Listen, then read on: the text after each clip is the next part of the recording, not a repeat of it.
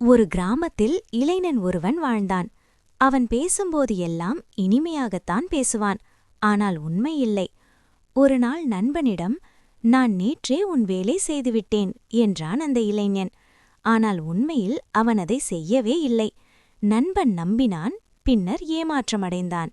மற்றொரு நாள், "நாளை கண்டிப்பாக உனக்கு உதவி செய்வேன்" என்று வாக்குறுதி அளித்தான் இளைஞன். ஆனால் அடுத்த நாள் அவன் வந்ததே இல்லை. வாக்குறுதி காற்றில் கரைந்தது. ஒரு முதியவர், "இந்த பணத்தை பாதுகாப்பாக வைத்துக்கொள்" என்று இளைஞனிடம் கொடுத்தார். அவன் அதை தனக்காக செலவழித்தான். நம்பிக்கை உணைந்தது. பாடம்: நம்பிக்கையையும் உண்மையையும் இழந்தவன் மனிதனாக இருப்பதை இழக்கிறான்.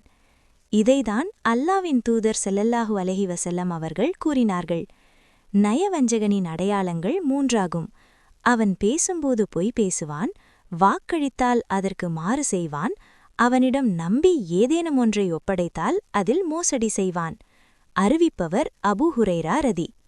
நூல் புகாரி. 33.